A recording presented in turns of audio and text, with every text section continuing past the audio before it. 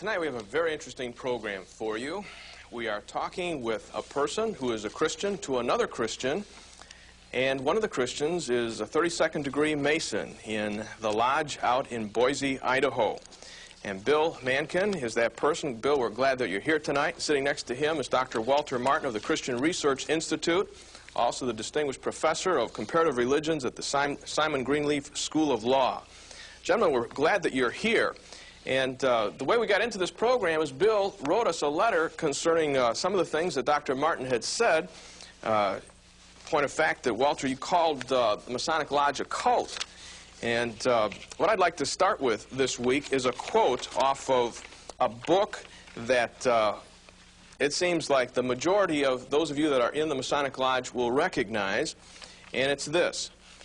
It says, Masonry, around whose altars the Christian, the Hebrew, the Muslim, the Brahmin, the followers of Confucius and Zoroaster can assemble as brethren and unite in prayer to the one God who is above all the Balaam, must needs leave it to its initiates to look for the foundation of his faith and hope to the written scriptures of his own religion. Now, there are at least 5 books that I've got on the desk back here, Bill, that have this quote in there.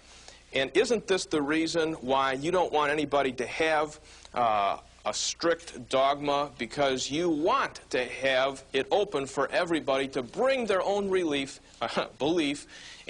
bring their own belief into the lodge, and the prayers are basically in a general way to the one all-powerful architect, the supreme architect of the universe. Isn't that the gist of it? Well, in a sense, that's true. There are 2 things that you do not mention in lodge at all, ever. One is politics, the other is religion.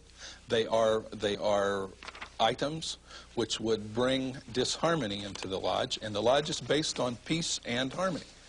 Lodges are closed, peace and harmony prevailing. There is the whole concept of brotherhood is geared toward non-controversial matters. Do you have an altar in the lodge? We have an item in the lodge which is described as an altar. There are no sacrifices on it. Why did you call it an altar? Why don't you just call it a desk? Because it's not a desk. It has the Bible on it. Walter? Quote, some attempt to avoid the issues by saying that Freemasonry is not a religion, but is religious. Freemasonry is not a religion, but is most emphatically religion's handmaid, they say. This has been challenged as meaningless, which it seems to be. Coyle goes on to assert. This is in the Encyclopedia of Freemasonry that just came out. Just came out. Goes on to assert that it is a religion. Does Freemasonry have meetings characterized by the practice of rites and ceremonies in and by which its creed, tenets, and dogmas are illustrated by myths, symbol, and allegories? Yes, so does religion. The Masonic Encyclopedia now centers attention on the lodge as a church. That brings us to the real crux of the matter. The difference between a lodge and a church is one of degree and not of kind. The fact that Freemasonry is a mild religion does not mean that it is no religion. Freemasonry has a religious service to commit the body of a deceased brother to the dust from whence it came. And Freemasonry utilizes consecration through corn, wine, and oil, just as in the finest cathedral or church. All of the indications of all of the material is that you have everything connected with religion arose by any other name will smell as sweet. I guess now we're getting Call it what you want, but that's what it is. If it looks like a duck, it walks like a duck. And it quacks like a duck, it's a duck. Here again, we still come back to the thing that the symbols are related to the character of man to man. They are not related to God. We have no symbols that are religious in the sense of symbols in a church. All right, I've got your own encyclopedia. Give me a break, John. Let me finish. Okay, well, I thought... I want to hear this. All right. I'm lost. You... Well, here, I was going to quote your own authority historian who asks questions. He says, a very unusual course is to affirm that true Masonry is neither a religion nor consisting of religious aspects. This is in a new Encyclopedia of Freemasonry by Arthur Edward Waite. And then he asks the questions that I want to ask you. Here's a Mason asking the questions. In such case, why does it insist On that root of contention, faith in a great architect of the universe. First question, why does it require an intellectual adherence to the notion of resurrection to a future life, however resurrection is to be understood? Why are its rites in all degrees and under all systems in reality neither more nor less than pageants of prayer and aspirations? We're going to get down to the third level here. Can the third degree of the craft, apart from religion, teach a man how to die as it claims to? What does the lesson of the mystical lecture in the Holy Royal Arch, by its own claims, impress on its members concerning the Royal Arch degree? I'm not a Royal Arch Mason. Well, the answer is, he says, that it inspires its members with the most exalted ideas of deity. And he says, what is this but religion? Here's your own historian. It's, well, he is not an official historian of Masonry. Here is a man that characterizes Masonry as a religion. What I find is that... But it also says that you bring whatever religion you want into the lodge room. So that it's not.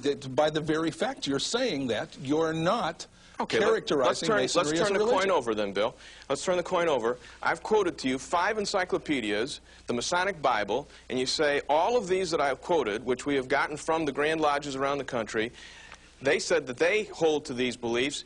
Now let's put it the other way. Is there any book that you could point us to that says that Jesus Christ alone is God, or that the Masonic Lodge strictly does not deal in talking about the future life like they do in the third arch degree there, as is said? Do you have any books that recant of all that? There is nothing in Masonic ritual today that would identify Christ as Lord. But you have prayers, you have an altar, you have funeral service at the end for those that are Masons. You have all of these people advocating the fact that it is religious. Where do we go? That is their opinion. There are just as many people that advocate that it is not a religion. But they're not writing the books, are they? Alphonse Serza says that it's not a religion. Alphonse Serza, I know he does, but you can't really quote Alphonse Serza because he's not authoritative. Why isn't he authoritative? Well, because I don't think he is. After all, if you don't think well, I don't think there's a... Okay, but it's the same thing. It's what we're talking about is opinion. And opinion is opinion. It's just that.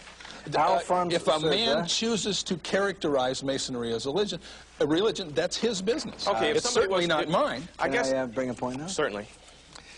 Alphonse Serza's book, Let There Be Light, a study of anti-Masonry, highly recommended. You have it right there. Isn't that right? You have it too. You count him authoritative, yeah.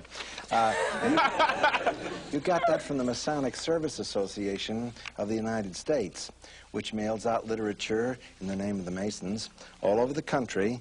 And here's a letter from its executive secretary explaining that this is the best and most authoritative statement against those who criticize Masonry in existence. So I thought I better get the best that there was, and I got